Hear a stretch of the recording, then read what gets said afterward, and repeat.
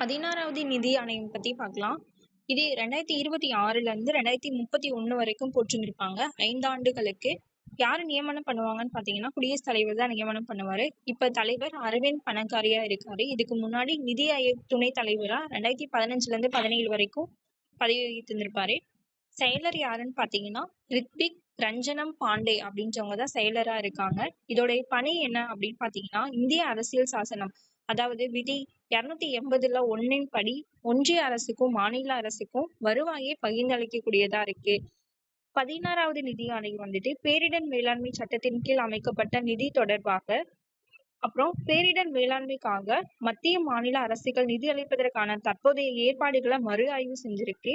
அவற்றிற்கு பொருத்தமான அந்த பரிந்துரைகள்லாம் வழங்கப்பட வேண்டும் அப்படின்னு சொல்லி கேட்டிருந்திருக்காங்க.